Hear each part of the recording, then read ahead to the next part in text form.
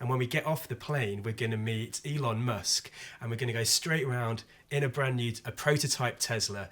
We're going to go straight around to SpaceX, get in a shuttle. We're going to go out into space. We're going to come back after, that's an And then 11 out Arnie of 5. Schwarzenegger's going to meet you for lunch, and then you're going to have just before lunch, you're going to have a Gold's Gym workout.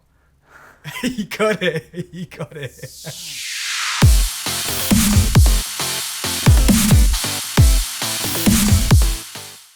Welcome, my friends, to episode 28 of the Spencer Ayres and Nicholas Himovich show. And we've got an absolute cracker for you today. What we're going to be talking about is influencers, but not in the normal sense. We're talking about the people that have influenced us most in our lives, and just sharing that with you. So, Spencer, do you want to take it away and let us know who your kind of main influences have been? Yeah, absolutely. So one of my biggest influences completely changed my outlook on everything, on life, on my work, on the world. And one of the biggest person that influenced me was this guy, Ken Robinson. Here's a book by Ken Robinson. This is all about creative schools. Now, the thing with Ken Robinson was he did this amazing TED Talk. And I think it's the most viewed TED Talk ever still. At that point, it had been viewed maybe like 20 million times or something ridiculous. And it was all about how, well, actually he's done 2 TED Talks, and they're basically about how creativity is kind of pushed out of kids through schools, and that the school system really are failing kids from being the amazing creative people that they can be, because we confine them to certain subjects and certain ways of doing things, and we don't allow their creativity, their discovery, their kind of diverse takes on the world to kind of really flourish. And he kind of opened my mind, not just to this world of, I was a teacher at the time, and not just to the world of education and teaching and how to do that better, but actually my outlook on the whole world's completely changed. I went from this view of what I see as the world and understanding like that's what I see, and therefore that's the reality and the thing, and I have to kind of play within that reality and like occupy space within that reality. And it changed my outlook to like what the world could be and how we could change things and how we can actually bring in those elements of creativity ourselves in order to create the world that you want to see in the future. And I think that was a massively pivotal moment for me. It was at a time as well when I was going through loads of change. I was doing loads of studying, trying to become much better in my own practice, and it led me on this journey actually out of teaching and more into this kind of more entrepreneurial path, but really focused on trying to create a new world for people. So yeah, totally massively influential. And one thing I should say about this book, which is pretty awesome, is check that out. Oh wow, to Spencer, Signed, Ken Robinson. That's a signed by Sir. Yeah, that's signed. That's Sir Ken. Met him twice actually in a couple of weeks, which was pretty awesome. So you were like, Ken "Hey Robinson. Ken," on the second time. How's it going, bro? Yeah. Well, we were down the pub. Amazing. We weren't really. I'll take someone that I've been down the pub with. So I'm going to take your Sir Ken, and I'm going to raise it with Edward de Bono. How cool is that? Edward de Bono. That is awesome. So good. That is genuinely written by him. So I'm pretty pleased with that. And I think it relates nicely. I'm going to take it on to, I think Edward de Bono is one of the most influential people on my life.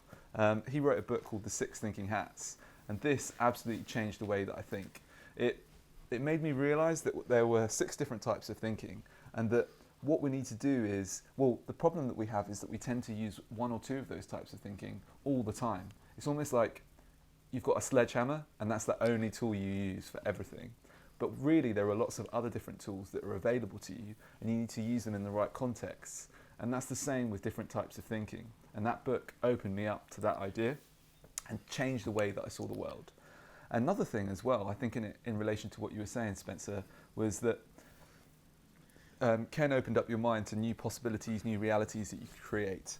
I'm just reading in this book, it's called Thinking to Create Value Bonding. And in it, it's really interesting because there's a couple of concepts he talks about how you can create new realities, or at least come up with new ideas for new realities. And one thing that he says is that one way of doing it is the build-up approach, where you think about what can you incrementally do to kind of improve where you're at right now and build a better future. And that's quite a standard approach that we tend to use. But there's another approach called the value dream. Now, the value dream is all about saying, what is the most out there possibility, the most crazy but most amazing reality that we could create? What would that look like? And then how can we then maybe work back from that?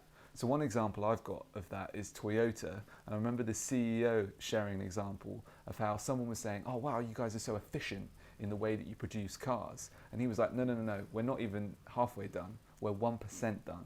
Because his value dream was to be able to, a customer would come into the showroom, they press a button, and then the car gets made in front of their eyes in a few seconds, and it's just there ready. And so that's the point that he wanted to get to, and he was working back from.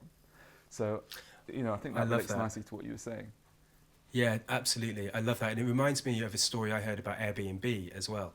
And so when Airbnb were trying to figure out what that experience of booking someone's, booking a place, booking a holiday experience was going to look like, they kind of did this kind of design and thought experiment where they tried to say, what would a five-star, 5 out of 5 holiday experience look like for someone? And so, they'll all be in the room and they're kind of talking about what a great experience would be. You turn up at the guest's house and they've got, food ready, prepared for you. Everything is immaculately clean. It's all beautiful. There's like a restaurant list on the table when you arrive, so you know what kind of food you could go and get, etc. And they were like, okay, well, that's 5 out of 5. What would 6 out of 5 be? So this is kind of getting beyond that perfect experience. Like, well, a 6 out of 5 would be, you do that, but you've already had your journey planned out for you by the host. They've not just given you some restaurant recommendations. They've actually got a table booked for you already, like around the corner, because they know what your tastes are, and they've already decided, like, this is going to be the perfect restaurant for you. Okay, what would a 7 out of 5 look like? What would an 8 out of 5 look like? And they went all the way through to what does an 11 out of 5 experience look like. And at this point, this is where it gets a bit crazy. This is that kind of dream vision. And this would be something like, okay, we're going to go to California, but we're going to fly private jet with Richard Branson in a Virgin private jet. And we're going to stop off at Necker Island, and then we're going to go on to California. And when we get off the plane, we're going to meet Elon Musk, and we're going to go straight around in a prototype Tesla. We're going to go straight around to SpaceX, get in a shuttle. We're going to go out into space. We're going to come back after, that's an 11 and then out Arnie of 5. Schwarzenegger's going to meet you for lunch, and then you're going to have just before lunch, you're going to have a Gold's Gym workout. You got it. So that's like, amazing, right? And so what would that, so I love that idea of what's the unobtainable experience that you could create, and then work backwards from that. Okay, well, we can't quite do these things, right? But what is an experience that we could create way better than our current vision of like reality, to kind of go into that, step into the unknown, and what's the art of the possible. I love those ideas. So I'm going to jump in with my number 2 now. These are in no particular order. Quite pleased with this one here, because I've got another signed book. I don't have a library of signed books. I know it's coming across this way, but this is the only other signed book that I've got, from Alex Osterwalder, Value Proposition Design. Nick, good luck with your value propositions. Pretty pleased with that one. Alex Classic. Osterwalder, he's my number 2. And I think one of the major reasons that he is because he did something I think so fantastic with the whole business model canvas, and this idea of making business visual and making it simple, making it clear, and making his books just so like easy and enjoyable to read. I think that his business books, particularly Value Proposition Design, although there's so many other great ones like Testing Business Ideas with David Bland and The Invincible Company, but of course Business Model Generation. He makes these business books fun to read, and they're, in my opinion, the best business books that have been written, and I love business books.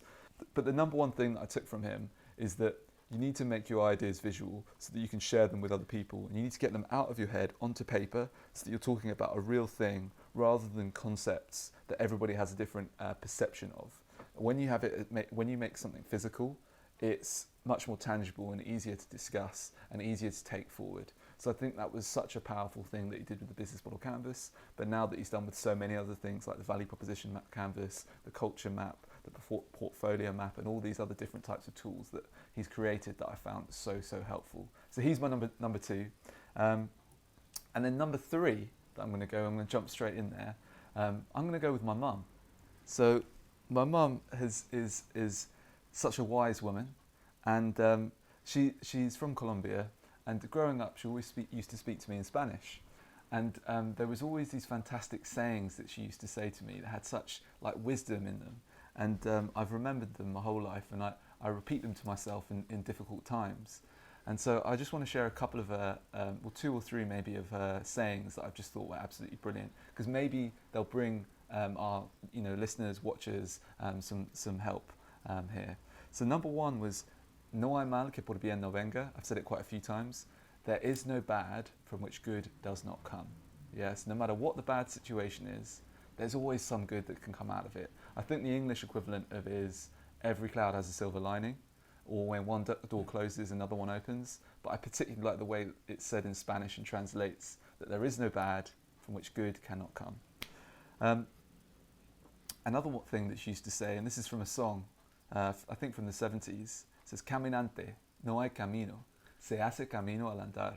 And what that means is, traveller, there is no way, you make the way as you go.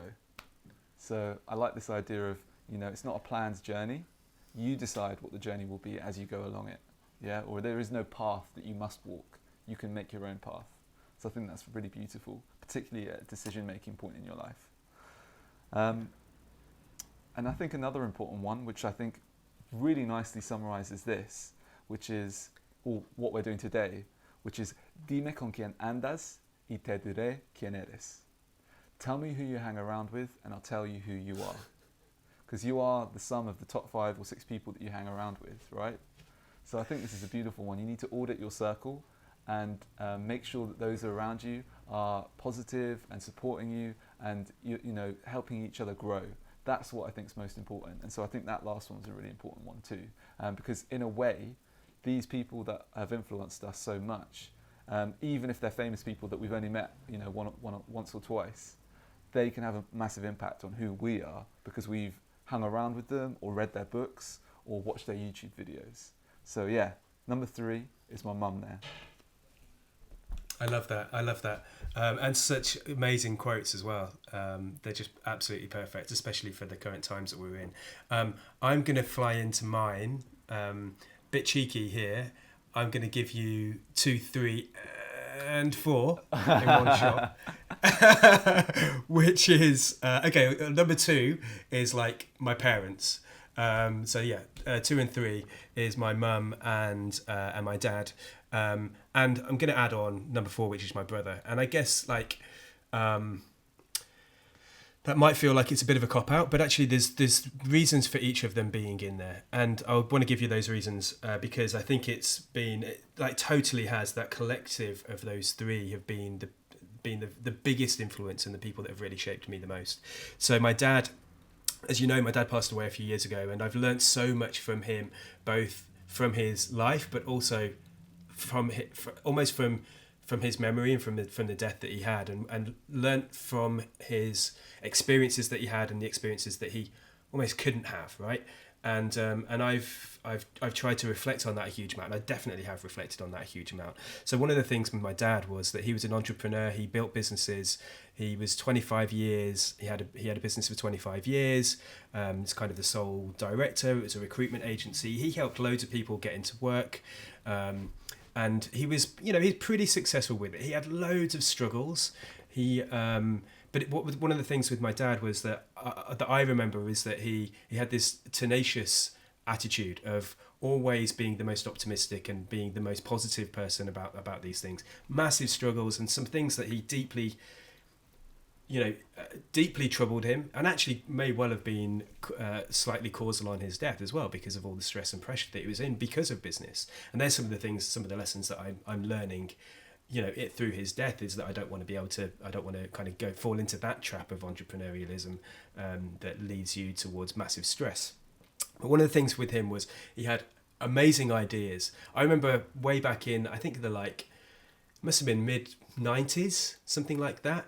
He built a brand new company called Design Plus. Most of his companies had plus at the end of it, and this was Design Plus. And this is when Adobe Photoshop was just emerging, I think. And I remember these 2 guys that were designers designing stuff using this amazing software and computers like that no one I'd never seen before. And he built this little design company, a little design agency.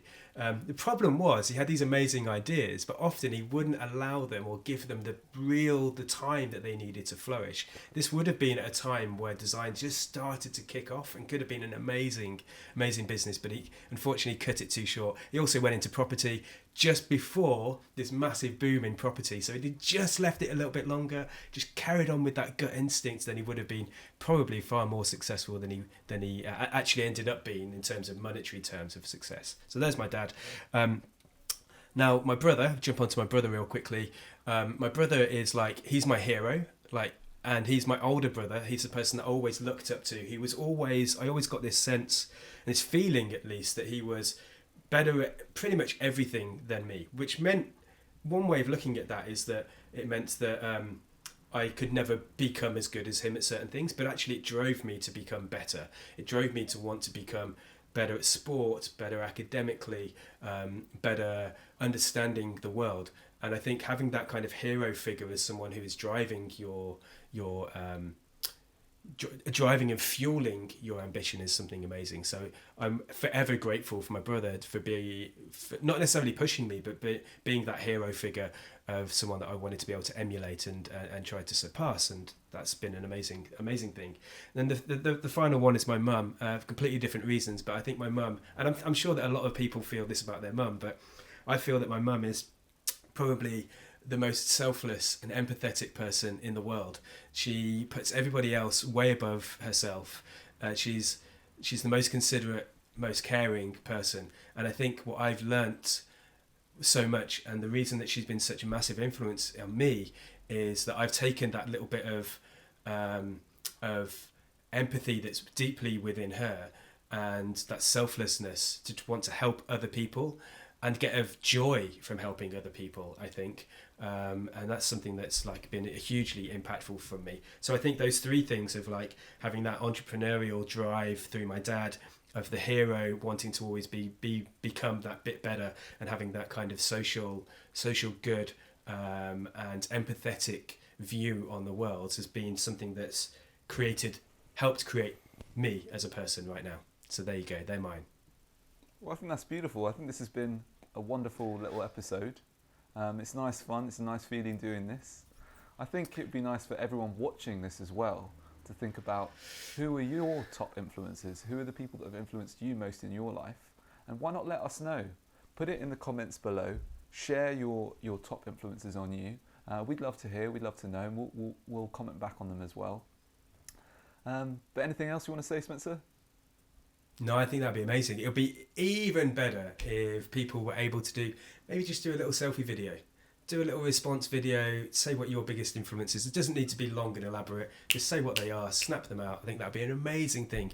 I, for one, this has been really fun doing it, but actually the build up to it and thinking about all these things has been so valuable as well. And so it really is it's a brilliant thing to do. Totally do it. Excellent. And so just to remind you as well, if you haven't already, you know that red button underneath this, if you could just press that, or caress it, or smash it, whatever you want to do to it. But if you could click subscribe, we'd really appreciate it. It will help us out a lot. And yeah, definitely share your comments below, because we'd love to hear from you. Caress that red button.